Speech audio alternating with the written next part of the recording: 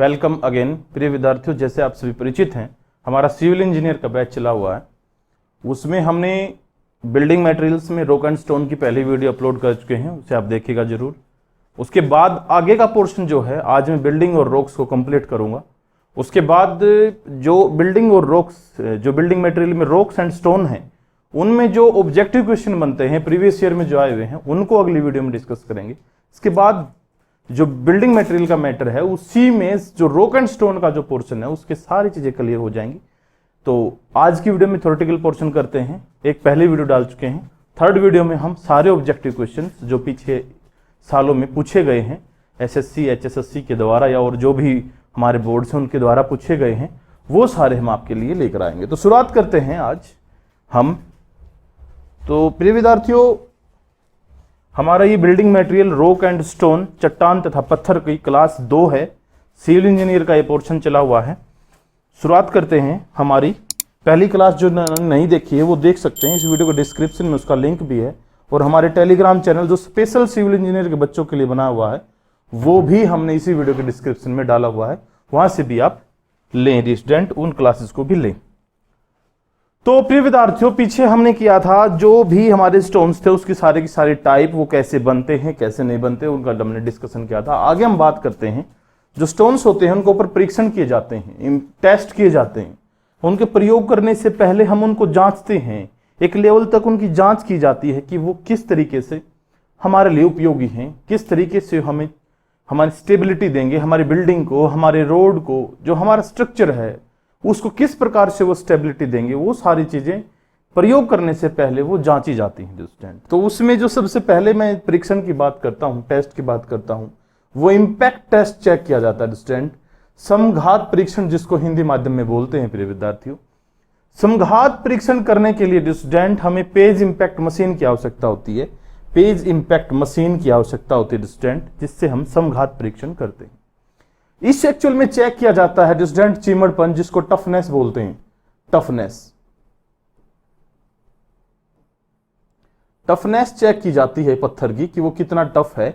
परीक्षण पत्थर का चिमड़पन ज्ञात करने के लिए किया जाता है स्टूडेंट। ये जो मशीन होती है, इसमें नीचे आप अपने कंक्रीट का एक बॉक्स रखेंगे, इस पत्थर को रखेंगे यहां पर। ये जो है स्टूडेंट 50 किलो इसका वेट होना चाहिए, ये 50 केजी वेट का होना चाहिए स्टूडेंट। और स्टूडेंट इसकी जो cylindrical sample 25 mm, height 25 mm, इस फॉर्म में इसको लिया जाता है। ठीक है। हैमर वेट होता है स्टूडेंट 2 किलो का। ये एक हैमर है जो ऊपर से गिरेगा स्टूडेंट, ये 2 किलो का होना चाहिए। और ये इसके ऊपर गिरेगा तब हमें पता चलेगा कि ये किस लेवल पे जो है कार्य करता है। ठीक है। ये यहाँ पे सैंपल रखा जाता है स्टूडेंट। ठीक है स्टूडेंट।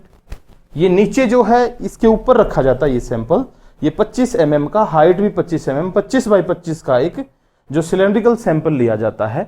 नीचे ये जो चीज है स्टूडेंट, एनविल जिसको बोलते हैं, इसके ऊपर ये रखा जाता है। इसका वेट 50 किलो होना जरूरी है, क्योंकि हम ऊपर से फिर इसके ऊपर चोट मारते हैं, 2 चोट, 10 चोट, 15 चोट, तो ये नीचे बेस हमारा मजबूत होना जरूरी होता है। इसको अनविल बोलते हैं स्टूडेंट, अनविल। ये हमारा सिलेंड्रिकल सैंपल है 25 बाई 25 का। और ये स्टूडेंट यहां पे आपके पास ये वेट है, ये 2 किलो का हैमर होता है हमारा, हैमर वेट 2 kg। और ये गाइडेड चलता है, बिल्कुल परपेंडिकुलर इसके ऊपर डाला जाता है। ठीक है। तो इससे हम चिमड़पन ज्ञात करते हैं स्टूडेंट, यानी टफनेस पता करते हैं। ये प्रति 10 जो नमूना होता है, जो आपका होता है स्टूडेंट, वो आपका 25 mm तथा 25 mm ऊंचाई का स्टूडेंट। इसकी रेडियस 25 mm होती है, व्यास, सॉरी रेडियस नहीं, इसका व्यास 25 mm और हाइट भी 25 mm ली जाती है। सिलेंड्रिकल नुमा प्रतिदर्श होता है नमूना जो होता है वो। 19 से ज्यादा चोटों की संख्या, अगर हम इसके ऊपर 2 किलो वेट को अगर हम बार बार डालें और अगर वो 19 या 19 से ज्यादा चोट की संख्या खाने के बाद टूट जाता है, तो वो हम उत्तम किस्म की टफनेस मानते हैं, सर्वश्रेष्ठ टफनेस मानते हैं, बेस्ट क्वालिटी की टफनेस उसकी मानी जाती है, वेरी टफ उसको हम बोलेंगे। लेकिन अगर वो 16 या 17 के बीच चोटों की संख्या पर टूटने वाले पत्थर का चिमड़पन स्टूडेंट अगर 16 या 17 में टूट जाता है, तो वो मध्यम, मॉडरेट टफनेस हम उसकी कहेंगे, उसका चिमड़पन मध्यम होगा। लेकिन अगर 16 से कम चोटों की संख्या पर टूट जाता है, तो वो पुअर टफनेस मानी जाती है, उसकी बहुत कम क्वालिटी, लो क्वालिटी का पत्थर हमारा माना जाता है। तो इस उम्मीद करता हूं ये चीजें आपको समझ में आई होंगी, इन्हें आप याद रखिएगा स्टूडेंट। नोट करना चाहते हैं आप नोट भी कर सकते हैं, वीडियो को पॉज करके भी आप नोट कर सकते हैं। ठीक है, चीजें समझ में आ रही होंगी।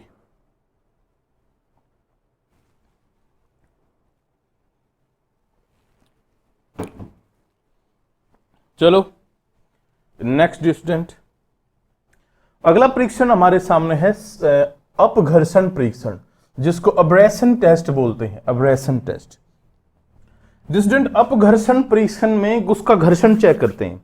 अब्रेशन रफनेस, वो कितना घिसने के बाद कितनी देर तक उसके ऊपर घिसे कि कब वो घिसना शुरू होता है, कितना रफ है, या 2-4 बार ही घिसने से खत्म हो जाता है, ये चेक किया जाता है। स्टूडेंट ये एक मशीन है जिसको डोरी टेस्टिंग मशीन के नाम से जाना जाता है। ये मशीन है डोरी टेस्टिंग मशीन। इस पे एक चक्कर घूमता है स्टूडेंट, ये जो चक्कर होता है इस पे है ना स्टूडेंट, ये चक्कर बिल्कुल वैसे खुरदरेपन से होता है, इसमें खुरदरापन होता है, और यहां इस खुरदरेपन में यहां पे आपका जो है वो सैंपल रखा जाता है, और ये वेट है स्टूडेंट आपका, ये वेट इसके ऊपर डाला जाता है। ऐसे वेट डालकर इसको रोटेट किया जाता है और फिर चक्कर घुमाए जाते हैं, और फिर देखा जाता है कितने समय बाद कि भाई ये उसमें बचा कितना है, वो तो कितना वो घिसा है, कितना बचा है, वो आपका अपघर्षण परीक्षण या अब्रेशन टेस्ट है। इस परीक्षण के लिए डोरी टेस्टिंग मशीन की आवश्यकता होती है। याद रखें, अपघर्षण परीक्षण के लिए, अब्रेशन टेस्ट के लिए डोरी टेस्टिंग मशीन की आवश्यकता होती है। यह परीक्षण पत्थर की कठोरता ज्ञात करने के लिए, टफनेस स्टूडेंट, टफनेस चिमड़पन होता है, कठोरता हार्डनेस होती है स्टूडेंट, हार्डनेस चेक करने के लिए, हार्डनेस ज्ञात करने के लिए किया जाता है। अब इसको कैसे देखते हैं स्टूडेंट, कठोरता गुणांक अगर हमें पता करना किसी भी पत्थर का, वो किसके बराबर होता है, 20 माइनस प्रति दरस के भार में कमी अपॉन में 3। ठीक है स्टूडेंट, 20 में से हम जो इसके भार में, हम सपोज करो 2 किलो का हम लेकर आए हैं पत्थर, 2 किलो के पत्थर को हम चेक कर रहे हैं, और कुछ समय बाद घिसने के बाद वो हमारा 1700 ग्राम का रह जाता, क्योंकि नीचे का पत्थर घिस गया है। तो वो 20 माइनस में जितनी भार में कमी हुई है, अपॉन में 3 करेंगे, वो उसका कठोरता गुणांक होगा। ये फॉर्मूला याद रखें स्टूडेंट। ठीक है, इसको नोट भी कर लें आप साथ के साथ। फिर है 0 से अगर 14 पत्थर मुलायम होता है, अगर आपका जो कठोरता गुणांक 0 से 14 आता है तो वो पत्थर मुलायम होता है, जो कि सड़क गिट्टी कार्य के लिए अनुपयुक्त है। 0 से 14 के बीच जिसका कठोरता गुणांक, हार्डनेस जो उसकी वैल्यू है, हार्डनेस वैल्यू है, वो अगर 0 से 14 के बीच में आती है तो वो मुलायम पत्थर माना जाता है। उसको आप सड़क के कार्यों में इस्तेमाल नहीं कर सकते, क्योंकि वहां पे घर्षण ज्यादा होता है, टायर चलते हैं बार बार, तो इसीलिए सड़क गिट्टी कार्य के लिए 0 से 14 तक हम नहीं लेंगे। 14 से 17 तक जो जिसकी कठोरता गुणांक आता है, वो पत्थर मध्यम कठोर होता है, मॉडरेट हार्डनेस होती है उसकी, और 17 से ऊपर उच्च कठोरता, हाई हार्डनेस होती है किसी भी पत्थर की, तो हम इसे इस्तेमाल कर सकते हैं। लास्ट वाले 2, जो सबसे लास्ट वाला है वो तो हाईवेज में इस्तेमाल करते हैं, नॉर्मल सड़कों पे हम 14 से 17 वाले का भी इस्तेमाल कर लेते हैं प्रिय विद्यार्थियों। ठीक है, तो इस मशीन को याद रखें, डोरी टेस्टिंग मशीन, ये आपके सामने है। चलो नेक्स्ट चलते हैं आगे। आपके सामने संदलन सामर्थ्य परीक्षण, संदलन सामर्थ्य परीक्षण, कर्सिंग स्ट्रेंथ। कर्स कब होता है, जब उसके ऊपर दबाव पड़ता है, तो कब वो फूटना टूटना शुरू होता है। जैसे ईंट होती है ना, ईंट के ऊपर दबाव डाल दे तो टूट जाती है, तो वो चेक करने के लिए बताते हैं अभी।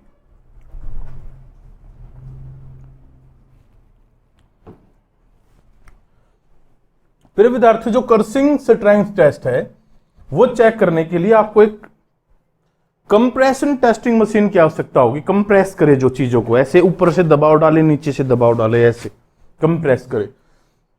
इस मशीन में क्या होता है स्टूडेंट, ऊपर से रेज्ड हेड होता है स्टूडेंट, ये रेज्ड हेड है, बीच में 40 × 40 × 40 mm का आप यहां पे एक सैंपल रखते हैं स्टूडेंट। ये पिस्टन है, ये मशीन है, ये नीचे से ऊपर फेंकती है स्टूडेंट, ऐसे ऊपर धकाएगी इसको। ठीक है, और ये गेज है स्टूडेंट, ये गेज, यहां से आप इसमें वो डालेंगे कि भाई इसको कितना ऊपर उठाना है। ठीक है स्टूडेंट, इस परीक्षण के लिए संपीड़न परीक्षण मशीन यानी कि कंप्रेशन टेस्टिंग मशीन की आवश्यकता होती है, जिससे पत्थर की संपीड़न सामर्थ्य ज्ञात किया जाता है। इसको पत्थर को ये चेक किया जाता है कितना दबाव डालने के बाद वो टूटना शुरू होता है। ठीक है प्रिय विद्यार्थियों, एक अच्छे इमारती पत्थर को अगर हम देखते हैं, उसकी जो संदलन सामर्थ्य होती है वो 1000 किलोग्राम पर सेंटीमीटर स्क्वायर या 100 न्यूटन पर mm स्क्वायर या 100 मेगापास्कल से कम नहीं होना चाहिए स्टूडेंट, 100 मेगापास्कल से। तो जो एक अच्छी इमारती पत्थर होता है उसके ऊपर जो वेट डाला जाएगा वो 1000 किलोग्राम पर सेंटीमीटर स्क्वायर का वेट डालेंगे, तब जाकर के वो टूटेगा। यहां तक होना चाहिए उसका जो संदलन सामर्थ्य है, क्रशिंग स्ट्रेंथ है।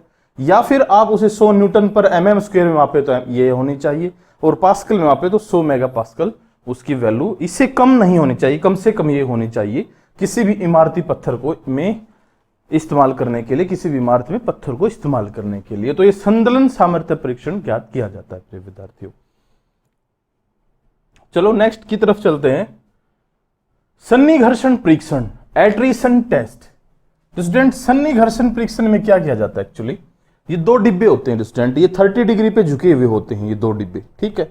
इनमें हम अपने मैटर को डालते हैं, जो भी हमारा जिसके अभी हमने पत्थरों को चेक करना है वो इसमें डाला जाता है और बंद कर दिया जाता है। ये तिरछे होते हैं, ये एक रोड से अटैच होते हैं स्टूडेंट, और ये घुमाई जाती है ऐसे, आधे तक भरे जाते हैं, थोड़ा सा आधे से ऊपर तक भरे जाते हैं ये। और ये जब इस साइड ऐसे उल्टाओगे तो ये उस साइड चला जाएगा, फिर वो वापिस नीचे चला जाएगा। ऐसे रोटेट करते हैं इसको, ठीक है स्टूडेंट।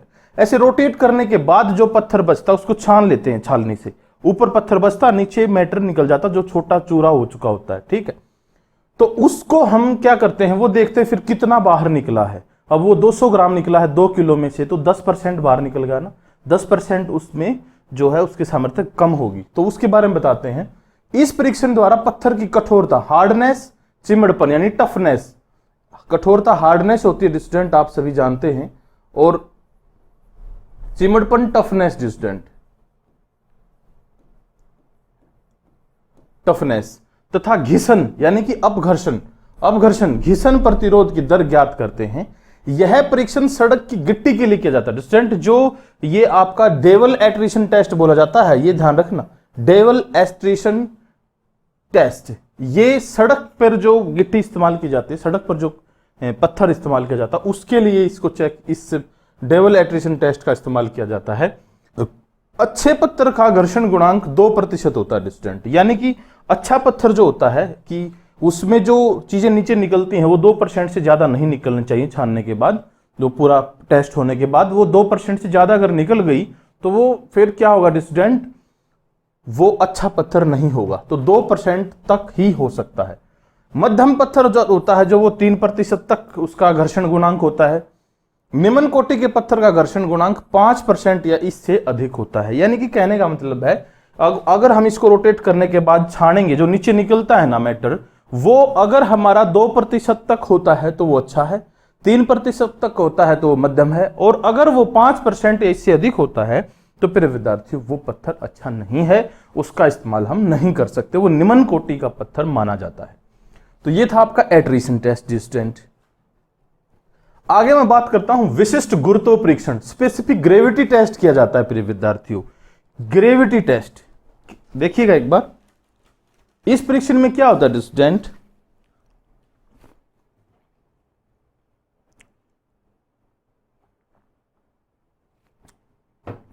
ये वो टेस्ट है जिसमें आप ये देखते हैं कि छोटे से एरिया में ज्यादा वेट या ज्यादा एरिया में कम वेट, ये चीज देखी जाती है। तो यह परीक्षण जो बांध होता है ना स्टूडेंट, बांध या प्रतिधारक दीवार, रिटेनिंग वॉल, जो सहारा देती हैं दीवारें, वो दीवारें, इनके लिए भारी पत्थरों का जो इकाई भार है वो ज्ञात किया जाता है स्टूडेंट, इसके द्वारा, स्पेसिफिक ग्रेविटी टेस्ट के द्वारा। विशिष्ट गुरुत्व जो होता है ना किसी भी सामान्यतः किसी भी पत्थर का, वो 2.6 से 2.9 होता है। पिछली वीडियो आपने देखी होगी, वहां पे भी इनका जिक्र किया गया है। और ये जो मापते हैं हम, वो IS Indian standard international standard 1124 यानी 1124 के तहत ये सारी चीजें हम फॉलो करते हैं प्रिय विद्यार्थियों, जो कोड हमने बनाए हुए हैं IS कोड, ठीक है। तो ये वो चीज है जैसे कि 1 किलो लोहा और 1 किलो रुई, लोहे की ग्रेविटी है और लोहे की और जो रुई की ग्रेविटी है उसमें डिफरेंस होता है। 1 किलो रुई ज्यादा स्पेस लेती है और लोहा कम स्पेस लेता है। अगर हम 1 किलो रुई के उस साइड कोई चीज ऐसे रखते हैं जो उसको पानी डालते हैं, सपोज करो अगर हम बांध बना रहे हैं, रुई का अगर बांध बना दे सेम वेट में, तो वो उस पानी को नहीं रोक पाएगा। लेकिन अगर सेम वेट में हम लोहे का बांध बना देते हैं तो वो ज्यादा पानी रोक पाता है। तो ये स्पेसिफिक ग्रेविटी होती है। तो स्पेसिफिक ग्रेविटी चेक की जाती है, तो सामान्यतः वो 2.6 से 2.9 तक होती है प्रिय विद्यार्थियों। ठीक है, आगे चलते हैं प्रिय विद्यार्थियों। आगे हम चेक करते हैं किसी भी पत्थर का हार्डनेस टेस्ट, कठोरता परीक्षण। वो करने के लिए मशीन इस्तेमाल की जाती है, एकदम से पिंच करती है ये पत्थर के ऊपर। इसको इंस्ट्रूमेंट रेडी फॉर टेस्टिंग, ये पहले टेस्टिंग की पहली स्टेज है। Body pushed toward test specimen, body को पुश करेंगे, जो जिस साइड हमारी बॉडी है उसको ऊपर से पुश करेंगे। पुश करने पर ये यहां पे हो जाएगी। फिर क्या होगा, इसको एक बार रिबाउंड बैक कर देंगे, फिर से दबा देंगे, तो वो उसमें एकदम से पिंच करेगी, एकदम से ऐसे चोट मारेगी डिस्टेंट। तो वो होगा उसका कठोरता परीक्षण। इसमें जिस परीक्षण में जिस उपकरण का, जिस अपैरेटस का इस्तेमाल किया जाता है उसको बोलते हैं स्मिथ हैमर टेस्ट। स्मिथ है ये, स्मिथ हैमर टेस्ट का इस्तेमाल इसमें डिस्टेंट किया जाता है। और इस परीक्षण द्वारा पत्थरों की कठोरता सतह पर मोह पैमाने पर ज्ञात की जाती है। डिस्टेंट जो पत्थरों की कठोरता है ये ऑन द साइट चेक की जाएगी। ये नहीं कि यहां पे चेक करेंगे आप लैब में, ये नहीं है। इसको जहां पे भी हम काम कर रहे हैं वहां पे जाकर के हम इस मशीन से चेक कर सकते हैं प्रिय विद्यार्थियों। समझ में आ गया? तो आगे चलते हैं स्टूडेंट। आगे है हमारा जल अवशोषण परीक्षण प्रिय विद्यार्थियों। जल अवशोषण परीक्षण से तात्पर्य क्या है हमारा, बताते हैं। अभी 1 मिनट रुकिएगा।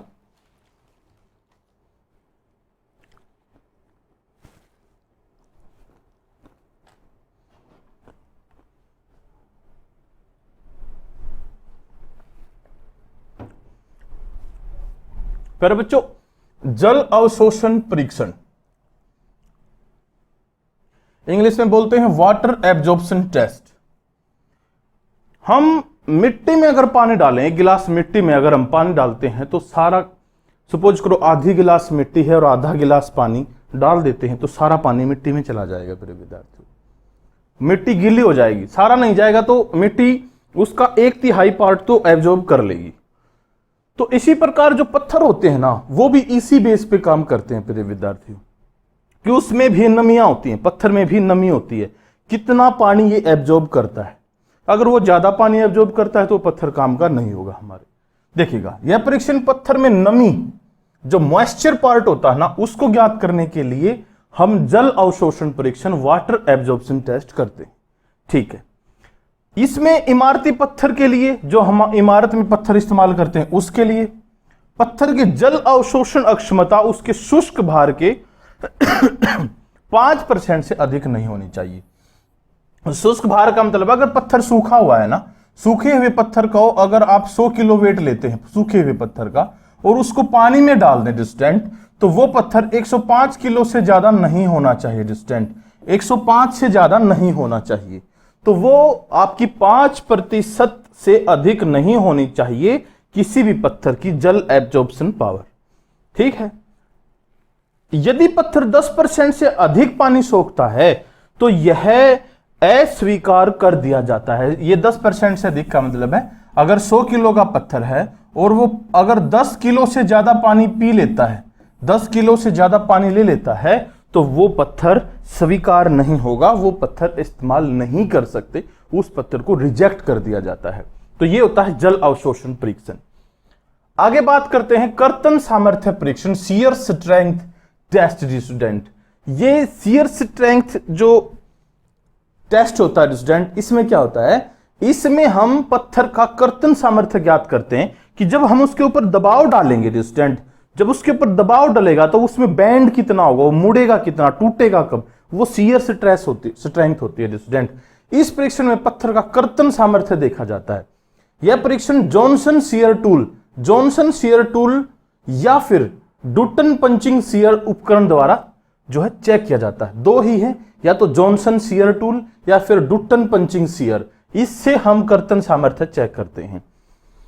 इसमें क्या होता है स्टूडेंट, व्यास और ऊंचाई का अनुपात 1:1 लिया जाता है। हम जिस भी चीज के ऊपर ये मापते हैं कि वो उसका कर्तन सामर्थ्य कितना है, वो इतना ही ऊंचा होना चाहिए और इतना ही उसका व्यास होना चाहिए। सिलेंड्रिकल फॉर्म में हम इसको अगर लेते हैं तो इस बात का विशेष ध्यान रखें प्रिय विद्यार्थियों कि जो कर्तन सामर्थ्य है, शियर स्ट्रेंथ, वो ये चीज देखता है कि इसके ऊपर कितना दबाव डालेंगे तब जाकर ये टूटेगा। ठीक है, चलो, ये था आपका कर्तन सामर्थ्य। आगे है जल अवशोषण परीक्षण, मैंने आपका करवा दिया है स्टूडेंट, जल अवशोषण परीक्षण। अब बात करते हैं चिरस्थायी या टिकाऊ परीक्षण, टिकाऊपन परीक्षण, कि भाई कोई चीज कब तक टिकी रहेगी जीवन में। हमने बना तो दिया मकान, लेकिन बहुत सारे मकान बहुत कम समय तक ही टिक पाते हैं, है ना, बहुत कम समय तक ही टिक पाते हैं ना, सही चल रहे हैं सारी चीजें। तो बहुत कम समय तक ही कुछ चीजें टिक पाती हैं, उनमें जैसे कि चिरस्थायी या टिकाऊपन, ड्यूरेबिलिटी टेस्ट चेक किया जाता है। और वो ड्यूरेबिलिटी टेस्ट चेक करने के लिए हम क्या करते हैं प्रिय विद्यार्थियों, स्मिथ परीक्षण करते हैं, स्मिथ टेस्ट करते हैं स्टूडेंट। स्मिथ परीक्षण पत्थर का मड्डी सब्सटेंस और सोल्यूबल मिनरल की मात्रा ज्ञात करने के लिए किया जाता है। प्रिय विद्यार्थियों, ये ड्यूरेबिलिटी चेक करेंगे, आपको मैं फिर बताऊंगा ड्यूरेबिलिटी का मतलब क्या है। ड्यूरेबिलिटी का मतलब है कि हमने मकान बनाया, ये कितने दिन चलेगा, इसमें हम कोई पत्थर इस्तेमाल कर रहे हैं, वो पत्थर इस मकान में कितने दिन तक चलेगा, ये चीजें हम उसमें ज्ञात करते हैं प्रिय विद्यार्थियों। उसके लिए स्मिथ परीक्षण किया जाता है एक तो, और स्मिथ परीक्षण में हम क्या चेक करते हैं, उसके मड्डे सब्सटेंस, उसमें कितना कूड़ा करकट गंदी चीजें, मतलब मिट्टी के सब्सटेंस है, गंदी चीजें नहीं, मिट्टी के सब्सटेंस कितने हैं, सोल्यूबल मिनरल कितने हैं उसमें, पत्थर के अंदर और पार्ट कितना पत्थर को छोड़ के, वो चेक करते हैं एक तो। दूसरा, यह परीक्षण पत्थर पर उपस्थित मड्डी मैटर, जो बाहर की तरफ है मड्डी मैटर, पत्थर के बाहर लगा हुआ है, और टिकाऊपन को ज्ञात करने के लिए किया जाता है। ये स्मिथ टेस्ट आपका जो किया जाता है, ठीक है। इस परीक्षण द्वारा पत्थर की ड्यूरेबिलिटी टर्बिडिटी के आधार पर ज्ञात की जाती है स्टूडेंट। टर्बिडिटी के तहत इसको हम काउंट करते हैं, जो ड्यूरेबिलिटी है वो टर्बिडिटी में इन सब्सटेंसेस को चेक किया जाता है। फिर है ब्रॉड परीक्षण। ब्रॉड परीक्षण क्या करता है, वो भी किसी भी पत्थर की ड्यूरेबिलिटी चेक करने के लिए किया जाता है। मैंने आपको बताया है 3 परीक्षण इसमें इस्तेमाल होंगे जहां तक है, एक होगा क्रिस्टलीकरण परीक्षण, एक ब्रॉड परीक्षण और एक स्मिथ परीक्षण। ये तीनों आपका ड्यूरेबिलिटी टेस्ट चेक करने के लिए किए जाते हैं, ठीक है। इस जो ब्रॉड परीक्षण है इसमें क्या किया जाता है, इसमें हम पत्थर के अक्षारीय और जो लवणों की उपस्थिति है उसको ज्ञात करते हैं, जो एसिड उसके अंदर है और जो बेस उसके अंदर है, इन चीजों को ज्ञात करते हैं कि वो कितना बेसिक है और कितना एसिडिक है, ये चेक किया जाता है पत्थर का, तभी हमें पता लगेगा कि वो कितना ड्यूरेबल रहेगा। दूसरा है कि इस टेस्ट द्वारा फ्रोस्ट रेजिस्टेंस का मान ज्ञात किया जाता है कि वो उसकी जो फ्रोस्ट रेजिस्टेंस है वो कितना है, वो भी हम ब्रॉड परीक्षण से चेक करते हैं। फिर तीसरा आता है आपका हमारा क्रिस्टलीकरण परीक्षण स्टूडेंट, क्रिस्टलीकरण परीक्षण, क्रिस्टलाइजेशन टेस्ट। क्रिस्टल जैसे क्रिस्टलों में कब फूटता है वो, ये सारी चीजें। यह परीक्षण पत्थर का टिकाऊपन ज्ञात करने के लिए, अपक्ष ज्ञात करने के लिए किया जाता है। अगर उसमें क्रिस्टल होंगे स्टूडेंट तो जल्दी टूट जाएगा वो, क्रिस्टल वाली चीज बहुत जल्दी टूट जाती है प्रिय विद्यार्थियों, लेकिन क्रिस्टल की बॉन्डिंग अगर ज्यादा होगी, क्रिस्टल का साइज ज्यादा बड़ा होगा तो जल्दी टूटेगा। तो इन सब चीजों को ध्यान में रखा जाता है, तो ये आप ध्यान रखें। तो चिरस्थायी या टिकाऊपन परीक्षण किया जाता है आपका इन 3 परीक्षणों के द्वारा। स्मिथ परीक्षण, इन तीनों का कॉम्बिनेशन ही आपका टिकाऊपन या चिरस्थायी परीक्षण या ड्यूरेबिलिटी टेस्ट है। ये तीनों जब होंगे किसी भी चीज के तो वो हमारा कंबाइन मिला करके आपका ड्यूरेबिलिटी टेस्ट कहलाएगा। समझ में आई ये चीज। आगे हम बात करते हैं, आगे है पत्थर के सतह की ड्रेसिंग स्टूडेंट।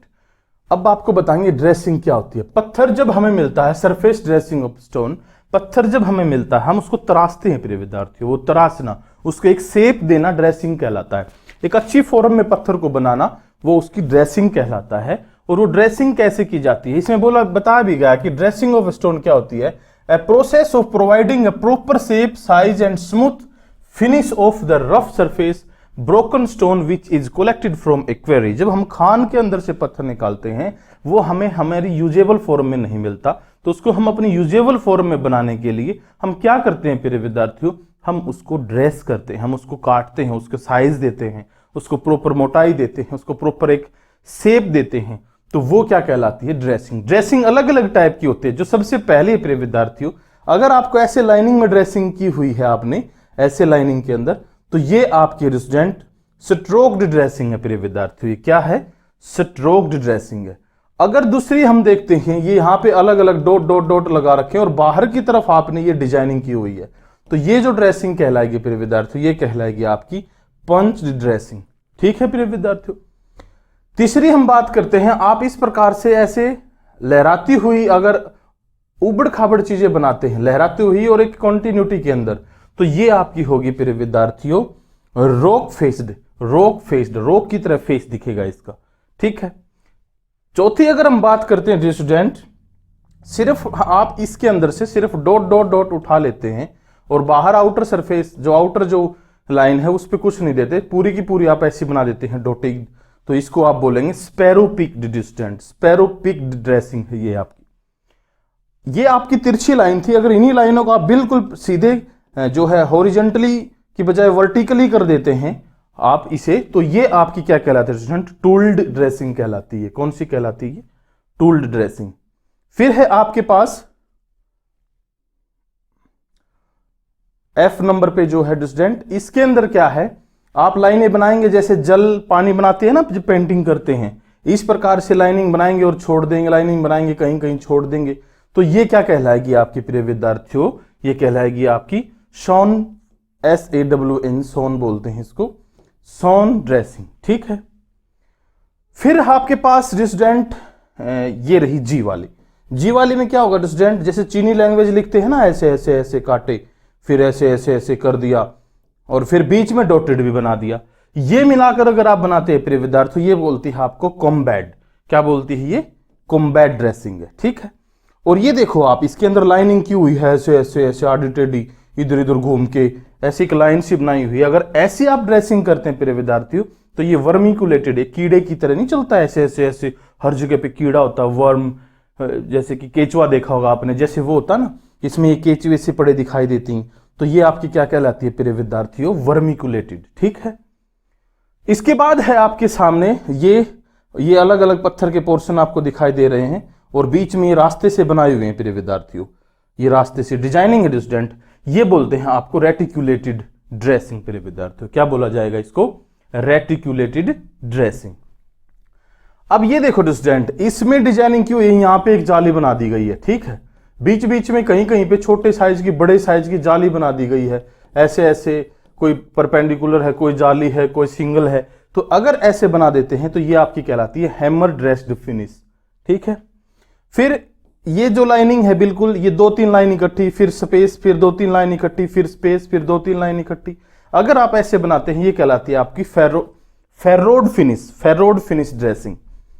और ये देखो स्टूडेंट, ये तिरछी लाइन बिल्कुल एक ही सर्कल में, मतलब एक ही वे में, ना ऊपर ना नीचे, बिल्कुल एक रास्ते पर बनेंगी, फिर दूसरी लाइन, फिर तीसरी लाइन, ऐसे अगर आप करते हैं विद्यार्थियों, ये बोस्टेड फिनिश जो कहलाती है, वो इसको बोलते हैं बोस्टेड फिनिश ड्रेसिंग, ठीक है।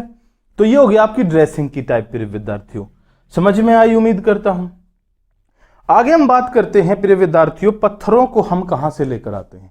पत्थरों को हम लेकर आते हैं प्रिय विद्यार्थियों पहाड़ों से, और पहाड़ इतना बड़ा है कि उसको उठाकर नहीं लेके आ सकते, और वहां पर पत्थर ऐसे भी नहीं है कि ये उठा पड़े हुए हैं, उठा के अपने गाड़ी में रखे और चल दिए, ऐसी भी संभावना नहीं है।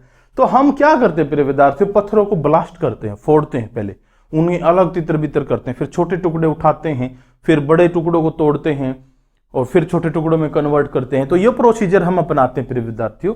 उसके लिए जो ब्लास्टिंग पाउडर इस्तेमाल किया जाता है, गन पाउडर इस्तेमाल किया जाता है, डायनामाइट इस्तेमाल की जाती है, गन कॉटन इस्तेमाल किया जाता है, उसमें किस किस चीज का कंपोजिशन होता है वो हम आपके सामने डिस्कस करेंगे। इसका जो हेडिंग है वो यही है कि प्रमुख विस्फोटक पदार्थ एवं उनका उपयोग, जो मुख्य विस्फोटक पदार्थ होते हैं और उनका उपयोग होता है वो क्या क्या होता है।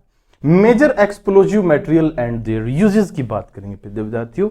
1 मिनट दीजिएगा आप हमें, आप मेरे साथ बने रहिएगा। तब तक मेरी वीडियो को लाइक कर दीजिएगा और शेयर भी कर दीजिएगा और ज्यादा से ज्यादा साथियों तक पहुंचाइएगा मेरे विद्यार्थियों, क्योंकि सिविल इंजीनियर का मैटर बहुत कम उपलब्ध है यूट्यूब पे, फ्री ऑफ कॉस्ट हम आपको दे रहे हैं। चलो बात करते हैं आगे।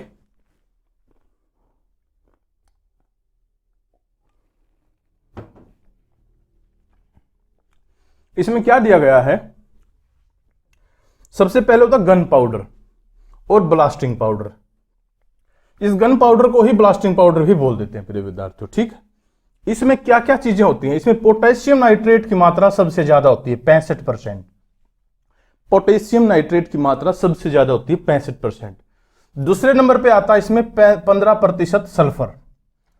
फिर इसमें ऐड किया जाता है स्टूडेंट, ये हो जाएगा आपका लकड़ी या कोयले का चूरा, इसकी मात्रा 25% तक ली जाती है, वो डिपेंड करती है आप सल्फर कितना लेते हैं, ठीक है। इस पे, या फिर आप इसमें ऐड कर सकते हैं सोडियम नाइट्रेट, या फिर सोडियम नाइट्रेट एक कंपोजिशन ऊपर वाला बता दिया मैंने आपको, या फिर अगर दूसरा कंपोजिशन बनाना है तो सोडियम नाइट्रेट ले, अगर पोटेशियम नाइट्रेट लिया है तो सोडियम नाइट्रेट नहीं लेना आपने बिल्कुल भी, ठीक है, और सोडियम नाइट्रेट ले लिया तो पोटेशियम नहीं लेना आपने, ठीक है।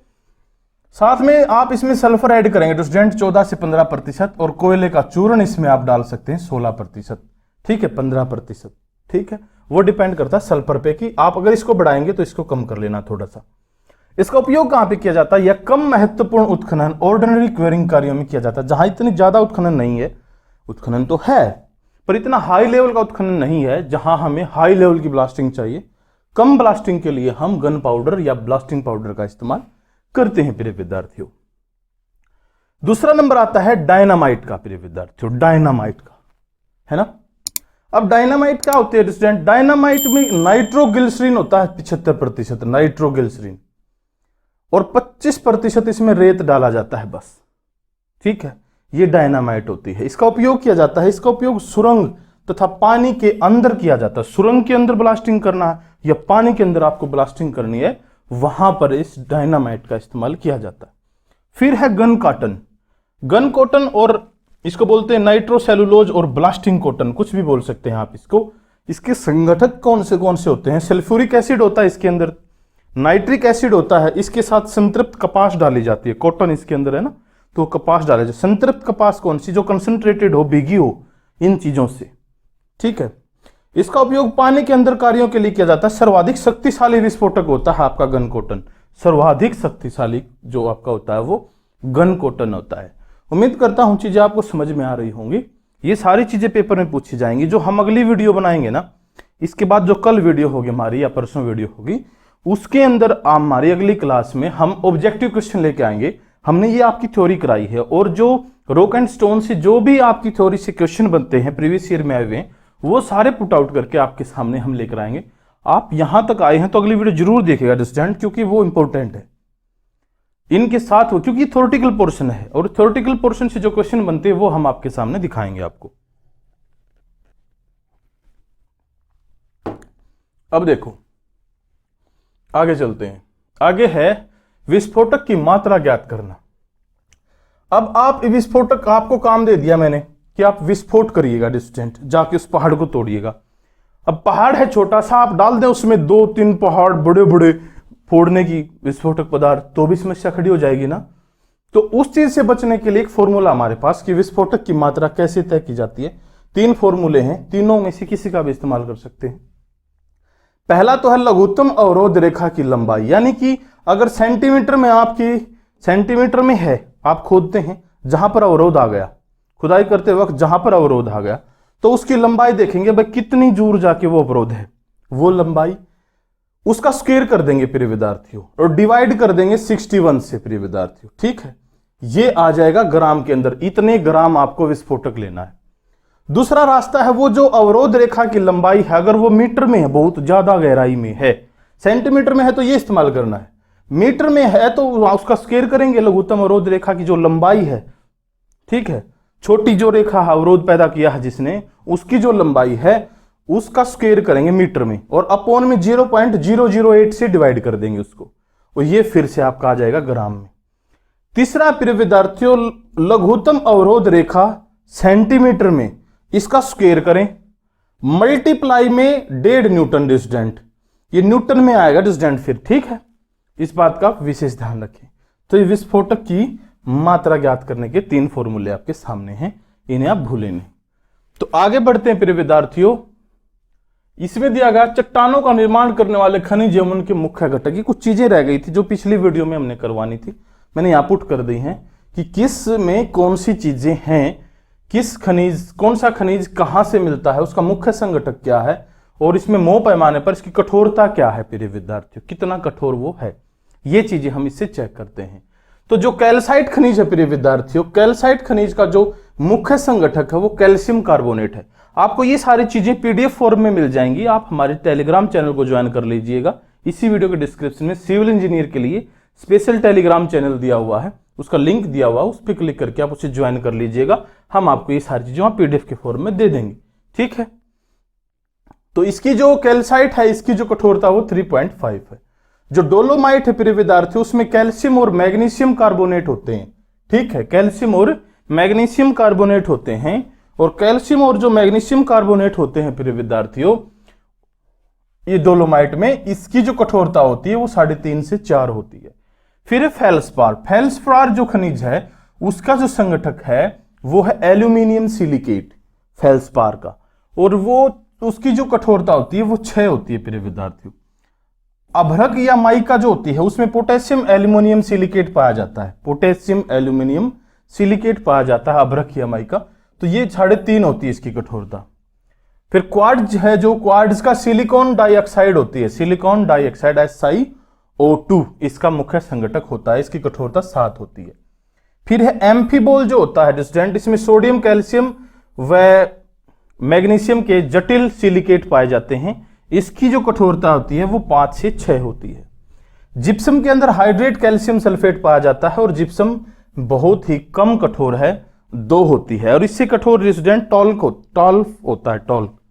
ठीक है, टॉल्क इससे कम कठोर होता है, ये टॉल्क सबसे कम कठोर होता है। ठीक है, उसकी कठोरता 1 होती है।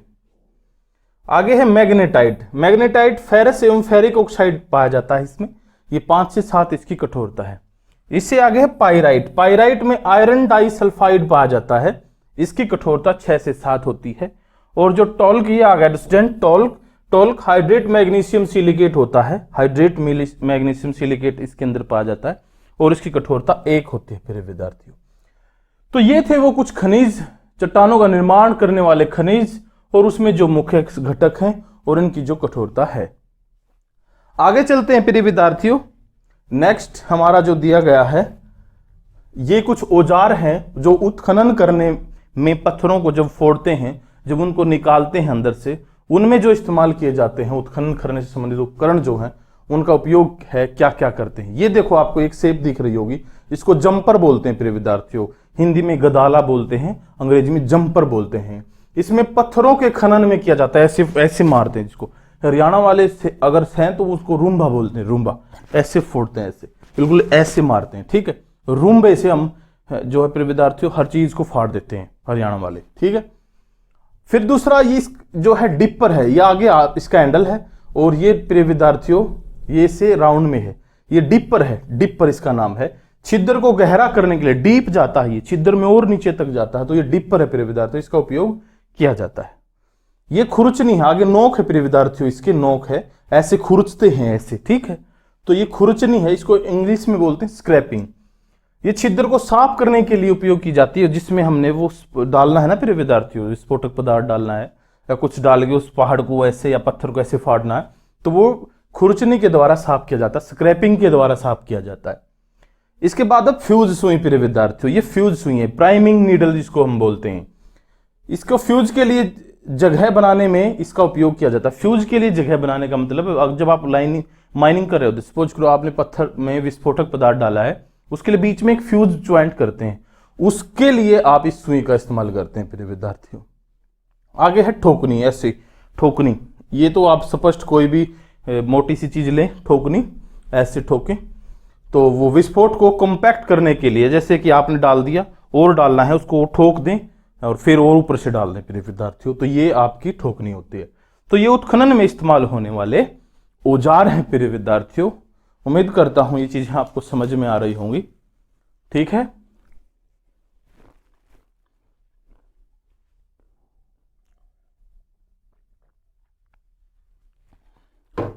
आगे देखो, पत्थरों से संबंधित कुछ महत्वपूर्ण तथ्य, ये कुछ एक स्टूडेंट, ये वो चीजें हैं, ये वर्डिंग है स्टूडेंट जो यूज की जाती है, पत्थरों से रिलेटेड चीजों में यूज की जाती है, वो वर्डिंग है। जैसे उत्खनन है प्रिय विद्यार्थियों, उत्खनन का मतलब आप समझते हैं, लेकिन जो बच्चे नहीं समझते, यह प्राकृतिक चट्टान से पत्थरों को बाहर निकालने की प्रक्रिया होती है। क्वेरी सैप होती है, खदान रस जिसको बोलते हैं।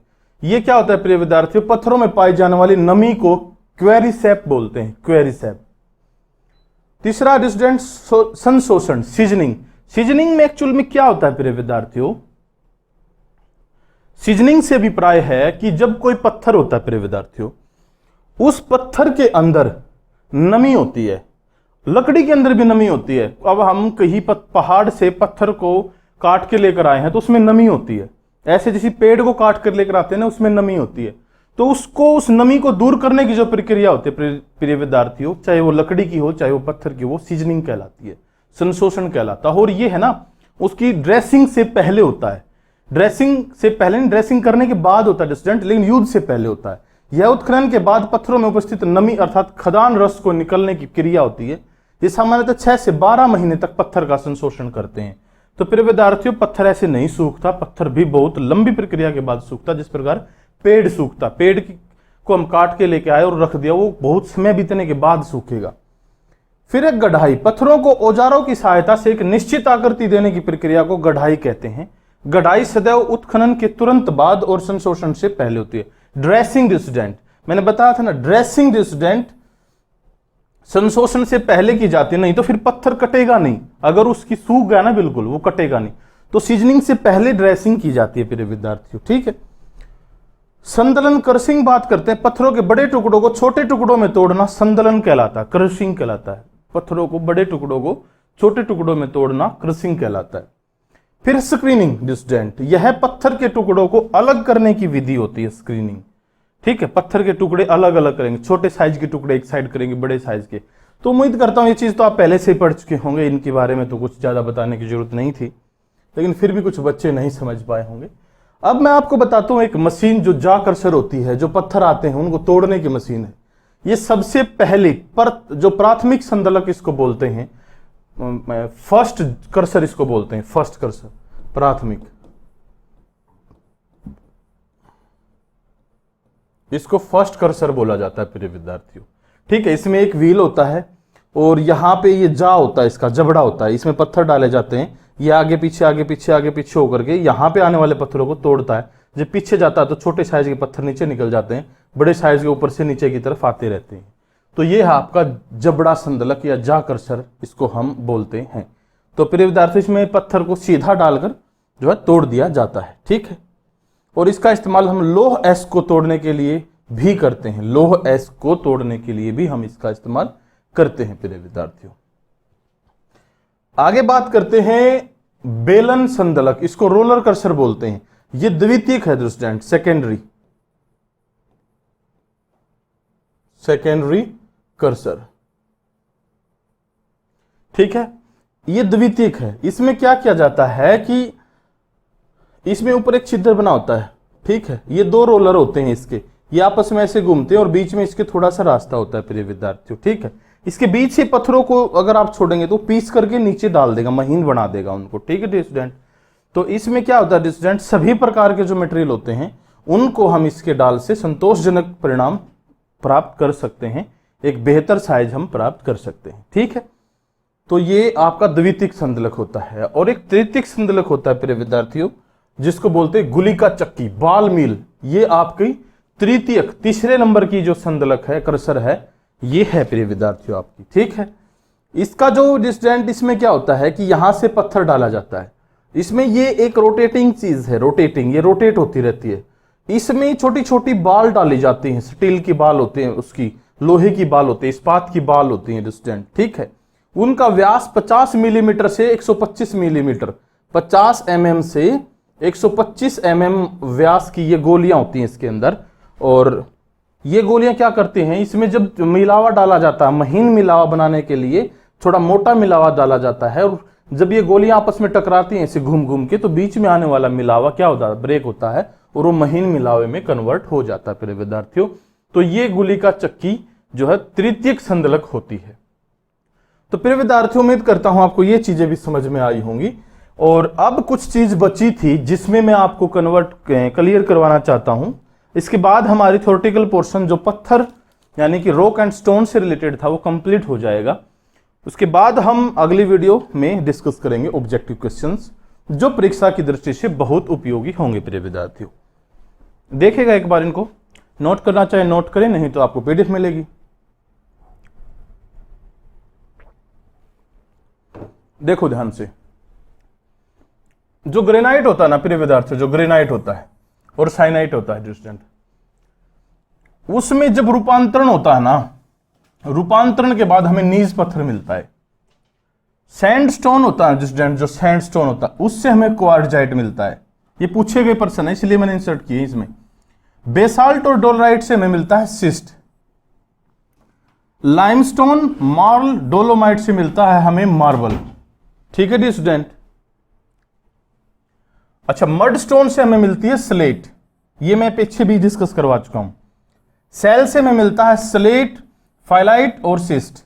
ये हमारा रूपांतरण मेटामॉर्फिक है, ये सारे के सारे मेटामॉर्फिक हैं और ये हमारे जो ओरिजिनल रॉक हैं वो हैं।